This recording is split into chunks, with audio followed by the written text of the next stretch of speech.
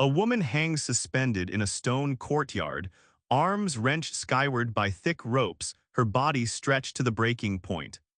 Her scream cuts through the morning air as the executioner cranks the wheel one more rotation. The crowd, her priest, her midwife, her children's tutor, stands in enforced silence, watching her shoulders begin to separate from their sockets. Her crime? A kitchen maid claimed she smiled too long at the blacksmith. No trial. No evidence, just an accusation that transformed her neighbors into witnesses of torture. But that was just the beginning. What they did after her body went limp from shock was so calculated, so theatrically barbaric, that modern forensic psychologists study the court transcripts to understand systematic human cruelty. This isn't fiction. This happened tens of thousands of times across medieval Europe, documented in meticulous execution logs and legal codes that still exist today. And the punishments were so psychologically devastating, so designed to destroy not just the body but the identity itself, that human rights organizations cite them as textbook examples of institutionalized torture. In the next few minutes, I'm going to show you the actual court records, the real payment ledgers for executioners, and the medical testimonies from witnesses who documented a system of punishment so precise, so public, and so brutal that it makes modern horror films look like fairy tales. And here's what will really disturb you. The people who designed these punishments weren't sadistic psychopaths. They were respected magistrates, holy monks, and civic leaders who genuinely believed they were serving divine justice. The priest who blessed the torture ropes, he was considered merciful. He thought stretching was more humane than drowning. Stay with me, because by the end of this video, you'll understand why one medieval scholar called this the most efficient system for destroying women's bodies and spirits ever devised by Christian Europe. And fair warning, some of what you're about to learn exists in the historical record, verified by contemporary documents, and it crosses ethical lines that modern warfare conventions were specifically written to prevent. Before we dive into the specific horrors, you need to understand something crucial about medieval Europe. This wasn't random violence. This was architecture. A carefully engineered system built on a legal foundation that's almost impossible for modern minds to grasp. In medieval law, a married woman didn't exist as a separate person. She was what legal scholars called femme covert, literally a covered woman, covered by her husband's identity, absorbed into his legal personhood. And here's where it gets dark. If she didn't exist as a person, her body wasn't hers either. It was his property, like his horse or his house. When she committed adultery, the crime wasn't against her, it was against him. She hadn't betrayed a partner. She'd damaged goods. She'd counterfeited his heirs. Think about the economics of this for just a moment. In a world with no DNA tests, no birth certificates, no scientific proof of paternity, the only way a man could be certain his children carried his bloodline was through absolute control of his wife's sexuality. Her infidelity didn't just wound his pride, it threatened to divert his entire fortune to another man's offspring. It could collapse alliances between families. It could invalidate treaties between kingdoms. So the response had to match the perceived catastrophe. And this is where the cruelty becomes calculated. The Venetian legal code of 1232 doesn't hide its purpose. It states explicitly that punishments for adulteresses must be visible and spectacular, sufficient to inspire fear in all women who might be tempted to similar sin. One tortured woman could terrorize 10,000 into compliance. The horror was the message. The brutality was the point. The most common torture device was elegant in its simplicity. The strappado required only a rope, a pulley, and gravity.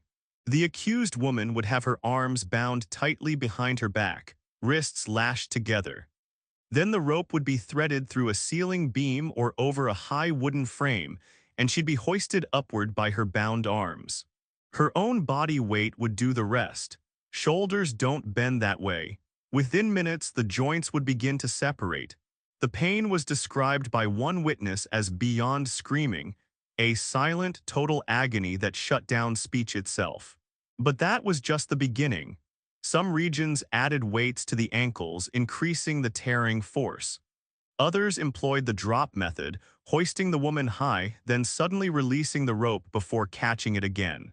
The abrupt jolt would rip ligaments, shred tendons, leave arms permanently useless even if she somehow survived.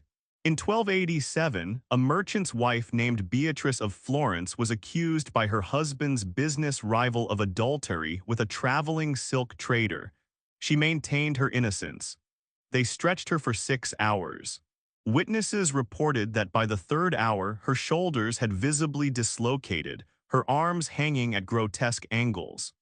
By the 5th hour, she was confessing to everything. Adultery she didn't commit, witchcraft, conspiracy, anything they suggested. It didn't matter, she was executed that same afternoon in the town square. The confession was never the point. The spectacle was.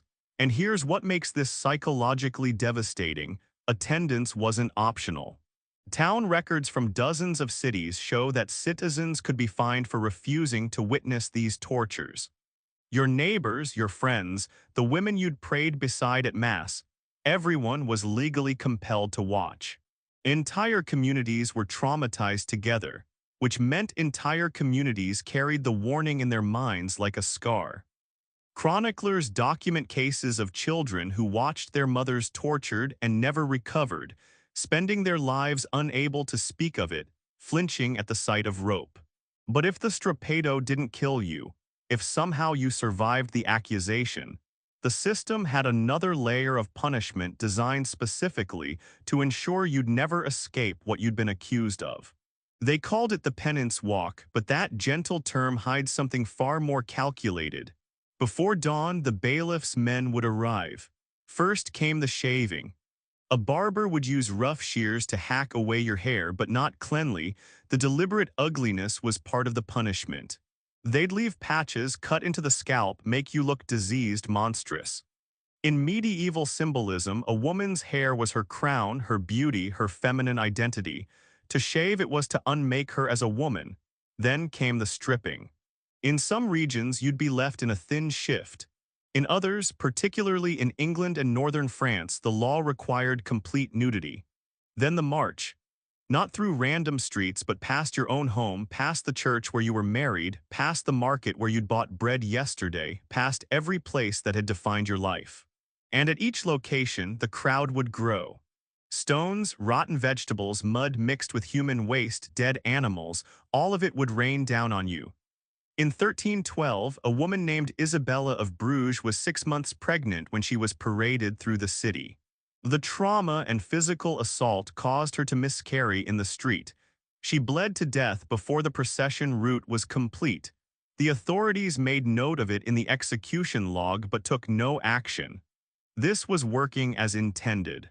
Account ledgers from multiple cities show payments made to town criers whose job was to walk ahead of the condemned woman, shouting her crime to ensure maximum crowd participation.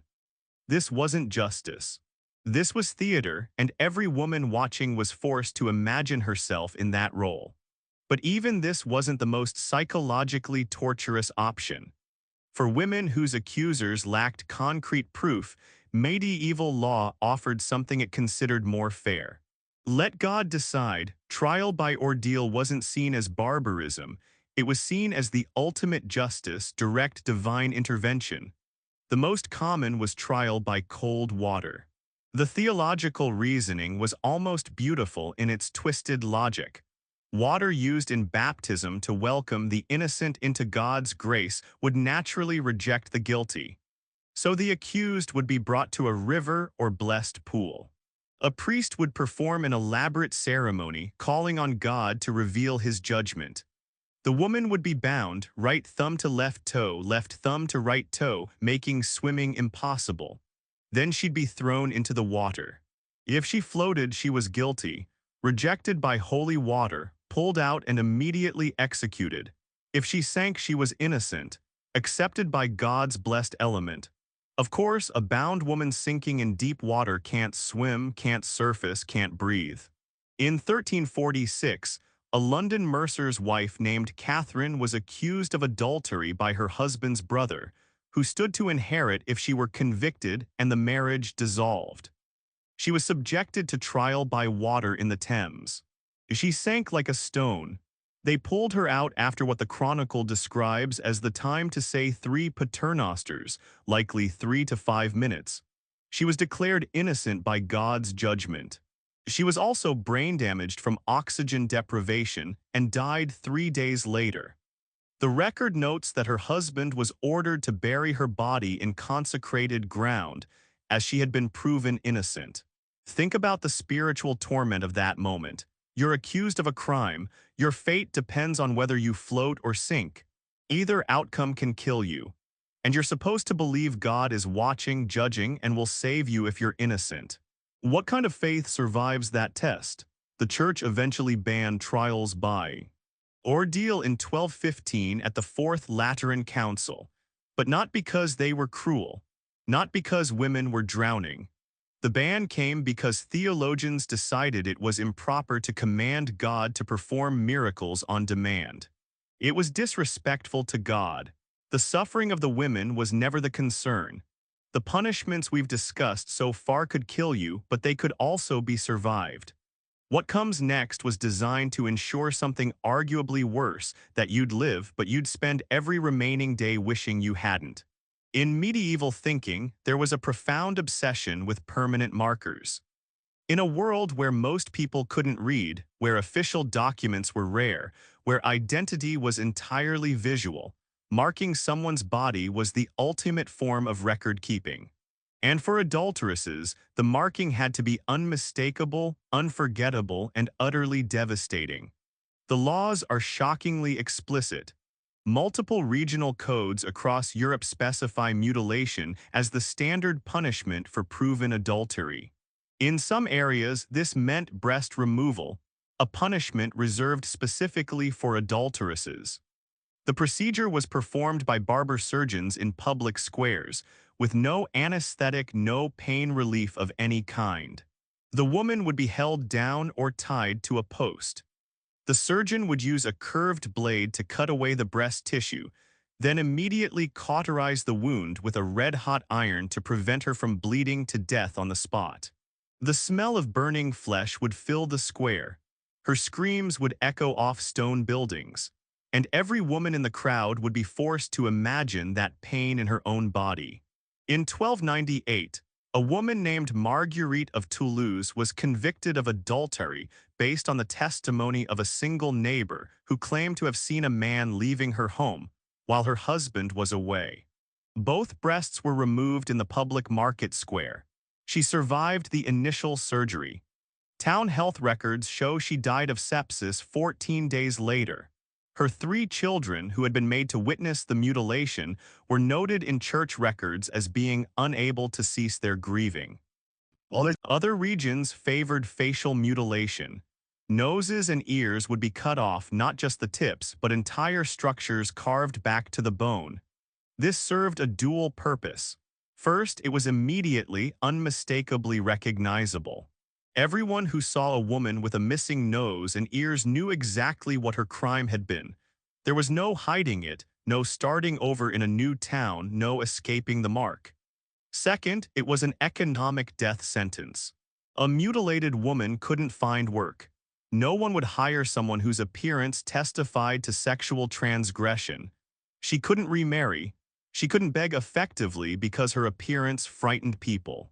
The starvation often followed within months. And here's the truly sick detail I found in my research. There are account books from several Flemish towns that show itemized payments to executioners for these procedures. 3 shillings for a nose, 2 shillings per ear, 4 shillings for breast removal. There was a price list for destroying women's bodies, as routine as charges for shoeing horses or mending boots. But mutilation, permanent and devastating as it was still considered too public, too quick for women of noble birth. For women whose families had power and wealth, medieval law had devised something more refined. something that would destroy you slowly, in darkness and silence, over years or even decades. In 1314, one of the greatest scandals in French royal history exploded into public consciousness. Margaret and Blanche of Burgundy were princesses married to men who would become kings of France. They were accused, evidence remains disputed even in historical records, of adultery with two knights. The knights were tortured, flayed alive, and dismembered in public. But for Margaret and Blanche, death would have been mercy.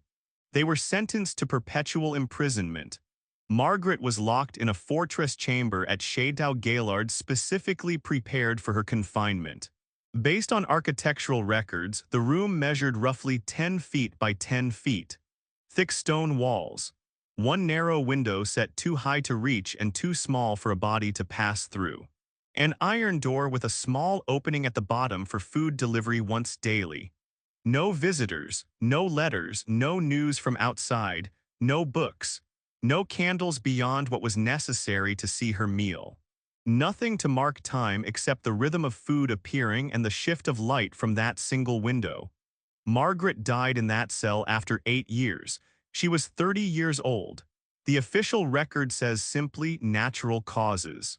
Modern historians suspect either suicide or the cumulative physical toll of prolonged isolation, malnutrition, untreated illness, or the body simply giving up under sustained psychological torture.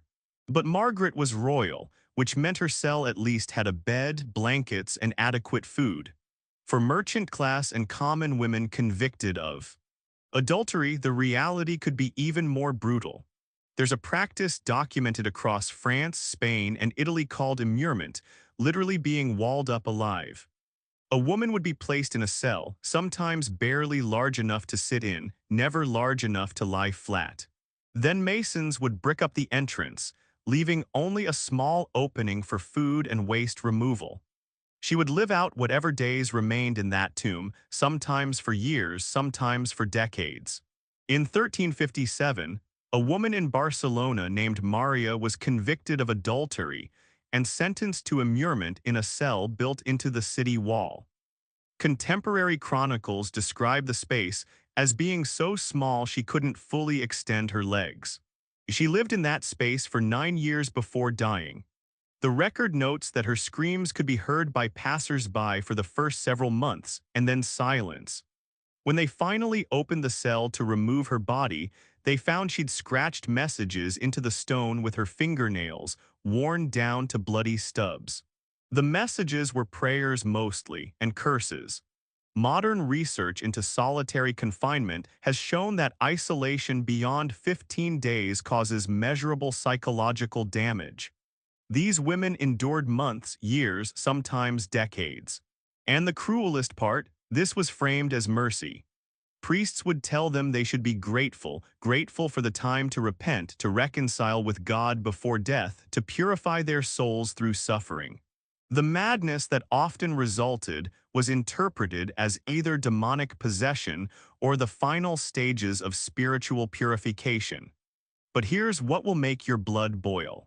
While women were being mutilated, immured, and destroyed, what was happening to the men they'd allegedly committed adultery with? In most documented cases, a fine, sometimes temporary banishment. Occasionally public penance, like wearing a sign or making a donation to the church. That's it.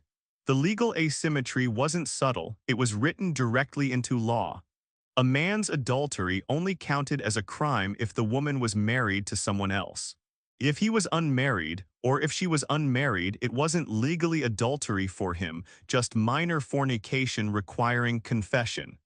But for women, any sexual contact outside marriage was adultery. Full stop. And even in rare cases where men faced equal punishment on paper, there were escape routes. Men could invoke trial by combat, hiring substitutes to fight their accusers. Women were legally forbidden from this option.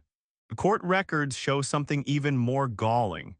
Many of the men who sat in judgment on these cases, the magistrates, the executioners, even the priests who blessed the torture implements, were themselves adulterers. They kept mistresses, visited brothels, fathered illegitimate children. The hypocrisy wasn't a flaw in the system. It was the system. The cruelty was the point and the message was unmistakable. Women's bodies were not their own. Women's sexuality was a resource to be controlled, regulated, and punished when it escaped male ownership. The blacksmith from our opening story, the man the merchant's wife supposedly smiled at too long. He paid a 2-shilling fine and returned to his forge the next day. Her husband inherited her dowry property. The priest who heard her final confession received a promotion. The system worked exactly as designed. This isn't ancient history comfortably buried in the past. Some of these practices continued in modified forms well into the 18th and 19th centuries. And the fundamental principle, controlling female sexuality through fear, punishing women's bodies as public spectacles, maintaining different standards for identical behavior based solely on gender, that never really went away. It just evolved, from medieval torture squares to modern-day revenge porn, from public stonings to online harassment campaigns, from legal ownership to reproductive control debates. The methods change. The underlying logic remains disturbingly familiar. So here's my question for you. Which part of this history shocked you most? And which modern parallel do you see most clearly in today's world? Drop your thoughts in the comments below. I read every single one, and some of the most insightful observations come from you. If this video opened your eyes to historical injustices that still echo in our present, do me a favor. Hit that like button. It tells YouTube to share this with more people who need to understand these patterns. And if you want more deep investigations into the uncomfortable truths history has to teach us, the stories they don't tell you in school, the systems of power that shaped our world and still influence it today, subscribe and hit that notification bell. Because there are more dark corners of history we need to shine a light on, more patterns we need to recognize, more uncomfortable truths we need to uncover together. Thanks for watching, and I'll see you in the next one.